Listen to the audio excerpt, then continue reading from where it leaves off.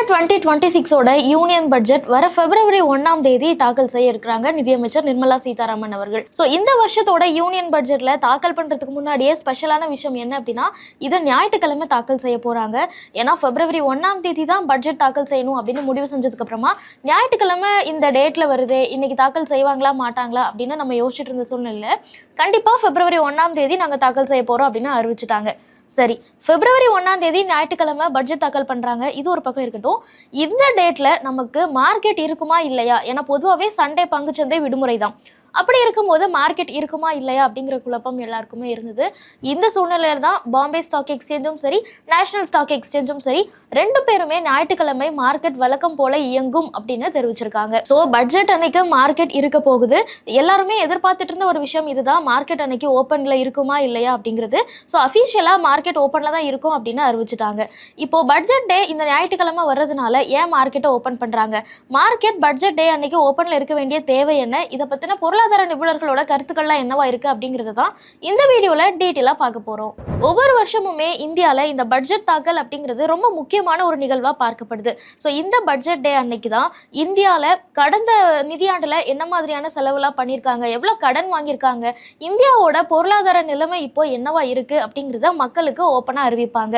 இது மட்டும் இல்லாம அடுத்த ஒரு வருஷத்துக்கு, அதாவது அடுத்த நிதியாண்டுல இந்தியா என்ன மாதிரியான செலவுகள்லாம் செய்ய போறாங்க, எதை இந்தியாவோட எதிர்கால வளர்ச்சியா பாக்குறாங்க, எந்த துறைக்கு அதிகமான அளவுல முக்கியத்துவம் கொடுத்து நிதி ஒதுக்கீடு செய்யறாங்க, மக்களுக்கு என்னென்ன விஷயங்கள் எல்லாம் மானியம் கொண்டு வர போறாங்க, எங்கெல்லாம் வரியை குறைக்க போறாங்க இல்ல வரியை கூட்ட போறாங்க, இந்த மாதிரியான பல முக்கியமான முடிவுகளும் இந்த பட்ஜெட்ல வரதுக்கான வாய்ப்பு இருக்கு.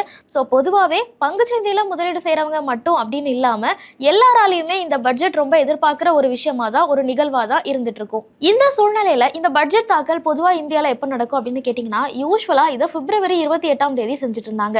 சில வருஷங்களுக்கு முன்னாடி பிப்ரவரி 28ல இருந்து அதை பிப்ரவரி 1ஆம் தேதிக்கு மாத்தினாங்க. ஸோ வருஷம் எந்த ஒரு யோசனையுமே இல்லாம பிப்ரவரி 1ஆம் தேதி நம்ம பட்ஜெட் தாக்கல் செய்யணும் அப்படிங்கிறது தான் ஒரு முடிவா இருந்தது. இந்த சூழ்நிலையில பிப்ரவரி 1, 2026 ஞாயிற்றுக்கிழமை வருது. ஸோ பொதுவாகவே ஞாயிற்றுக்கிழமை அன்னைக்கு பார்லிமெண்ட் விடுமுறையா தான் இருக்கும். அப்போ இந்த பட்ஜெட் தாக்கல் நடைபெறுமா இல்லையா அப்படிங்கிறது மக்கள் மத்தியில ஒரு பெரிய குழப்பமாவே இருந்துட்டு இருந்தது. இந்த சூழ்நிலையில மத்திய அரசாங்கம் தரப்புல இருந்து பிப்ரவரி 1ஆம் தேதி ஞாயிற்றுக்கிழமையா இருந்தாலும் கூட அன்னைக்கு பட்ஜெட் தாக்கல் நடைபெறும் அப்படிங்கிறத அஃபிஷியலா அனௌன்ஸ் பண்ணாங்க.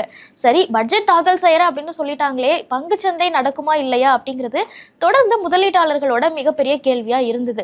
இதை முடிவு செய்ய வேண்டிய நேஷனல் ஸ்டாக் எக்ஸ்சேஞ்ச் அதாவது NSE and Bombay stock exchange அதாவது BSE, இந்த ரெண்டு பாடிஸுமே என்ன சொல்லியிருந்தாங்க அப்படின்னா, நாங்க பார்லிமெண்டோட ஷெட்யூலை பொறுத்து மார்க்கெட் ஓபன் பண்றதா வேணாமா அப்படிங்கறத டிசைட் பண்ணுவோம் அப்படின்னு குறிப்பிட்டிருந்தாங்க. ஸோ பார்லிமெண்ட் தரப்புல இருந்து நாங்க அஃபிஷியலா இந்த பிப்ரவரி 1ஆம் தேதி ஞாயிற்றுக்கிழமை இருந்தாலும் கூட பட்ஜெட் தாக்கல் பண்றோம் அப்படின்னு சொன்ன உடனே NSE BSE இவங்க ரெண்டு பேருமே தனித்தனியா ஞாயிற்றுக்கிழமையும் மார்க்கெட் இயங்கும் அப்படிங்கறத அறிவிச்சிருக்காங்க.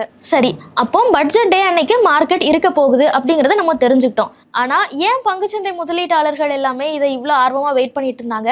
ஞாயிற்றுக்கிழமையா இருந்தாலும் கூட பட்ஜெட் தாக்கல் செய்யறதுனால ஏன் NSEயும் BSEயும் அவங்களோட ஸ்டாக் எக்ஸ்சேஞ்சஸை ஓப்பன்ல வைக்கிறாங்க அப்படின்னு கேட்டீங்கன்னா, அதுல சில முக்கியமான விஷயங்கள்லாம் இருக்கு. ஏன்னா இந்த பட்ஜெட் அப்படிங்கிறது இந்தியாவோட நிதி நிலைமை என்ன அப்படிங்கிறத ஓப்பனா சொல்ற ஒரு ஈவெண்டா தான் இருக்கும். அது மட்டும் இல்லாம இந்திய அரசாங்கம் எந்தெந்த துறைகளுக்கு முக்கியத்துவம் கொடுக்க போறாங்க, இந்தியாவோட எதிர்காலமா, இந்தியாவோட வளர்ச்சியா, இல்லைனா இந்தியாவோட அடுத்த ஒரு வருஷத்தினுடைய வளர்ச்சி எதன் அடிப்படையில் இருக்க போகுது அப்படிங்கிற மாதிரியான ஒரு பிக்சர்ஸ் எல்லாமே இந்த பட்ஜெட் தாக்கல்ல இருந்து நம்ம தெரிஞ்சுக்க முடியும். ஸோ இந்த சூழ்நிலையில ஒரு முதலீட்டாளராக இருந்தாலும் சரி, அப்படி இல்லைனா ஒரு ட்ரேடரா இருந்தாலும் சரி, அவங்க அந்த பட்ஜெட்டுக்கு ஏற்ற மாதிரி, அந்த அறிவிப்புகளுக்கு ஏற்ற மாதிரி அவங்களோட இன்வெஸ்ட்மெண்ட்ஸையோ இல்லை ட்ரேட் பண்ற அந்த பணத்தையோ அவங்க அலோகேட் பண்ண முடியும். இந்த பட்ஜெட்ல வர ஏதாவது ஒரு அறிவிப்புகள்னால அவங்களோட பணத்தை பெரிய அளவில் இழக்கிற மாதிரி ஃபீல் பண்றாங்க அப்படின்னா உடனே அதை செல் பண்ணவும் முடியும். ஸோ இந்த மாதிரி காரணத்தினால தான் ஞாயிற்றுக்கிழமையும் மார்க்கெட்டை நாங்கள் ஓப்பன்ல வைக்க போறோம் அப்படின்னு ரெண்டு ஸ்டாக் எக்ஸ்சேஞ்சஸுமே அறிவிச்சிருக்காங்க. ஒருவேளை இந்த ஸ்டாக் எக்ஸ்சேஞ்சஸ் க்ளோஸ்ல இருந்தாங்க அப்படின்னு வச்சுப்போம், அப்ப என்ன நடக்கும்னா, பட்ஜெட்ல ஏதாவது ஒரு துறைக்கு ஒரு நெகட்டிவ் நியூஸ் வருது அப்படின்னு எடுத்துப்போம். அந்த நெகட்டிவ் நியூஸ்னால நான் வச்சிருக்கிற ஸ்டாக்ஸோ இல்லை நான் பண்ற ட்ரேட்னாலோ எனக்கு நஷ்டம் வர வாய்ப்பு இருக்கு அப்படின்னா, அந்த உடனே நான் அதை செல் பண்ணிட்டேன்னா அந்த நஷ்டத்துல இருந்து நான் என்ன காப்பாத்திக்க முடியும்? அப்படி இல்லாம அன்னைக்கு லீவா இருக்கு, மார்க்கெட் அன்னைக்கு செயல்படலை அப்படின்னா மறுநாள் மார்க்கெட் ஓப்பன் ஆகும்போது எனக்கு அதோட ஸ்டாக் இல்லை அந்த செக்டர் பெரிய அளவில் வீழ்ச்சி அடைகிறதுக்கான வாய்ப்புகள் இருக்கு. ஸோ என்னோட பணத்தையும் நான் இழக்கிறதுக்கான வாய்ப்புகள் இருக்கு. இதனால தான் பட்ஜெட் அன்னைக்கு மார்க்கெட் இருக்கணும் அப்படின்னு பலரும் ரொம்ப எதிர்பார்த்துட்டு இருந்தாங்க.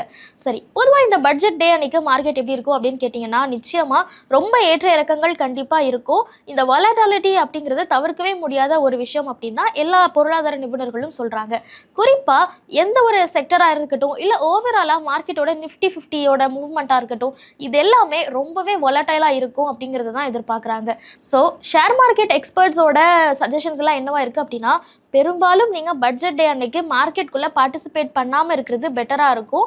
மார்க்கெட்ல என்ன நடக்குது அப்படிங்கிறத அப்சர்வ் பண்ணிக்கோங்க. ஒரு பட்ஜெட் டே அன்னைக்கு மார்க்கெட்ல எங்க எங்க என்னென்ன அப்ஸ் அண்ட் டவுன்ஸ் வருது, எந்தெந்த தகவலுக்கு மார்க்கெட் எப்படி ரியாக்ட் பண்ணுது அப்படிங்கிறத நீங்க ஒரு வியூவரா இருந்து அதை பார்த்து அப்சர்வ் பண்ணி தெரிஞ்சுக்கோங்க. மார்க்கெட்குள்ள பணத்தை போட்டு ரிஸ்க் எடுக்காதீங்க அப்படிங்கிறது தான் பல பொருளாதார நிபுணர்களும் சொல்ற ஒரு முக்கியமான விஷயமா இருக்கு. ஸோ இந்த பட்ஜெட் டே அன்னைக்கு உங்களோட பிளான் என்ன, மார்க்கெட்டை நீங்க எப்படி அணுக போறீங்க அப்படிங்கிறதெல்லாம் கமெண்ட்ஸ்ல சொல்லுங்க.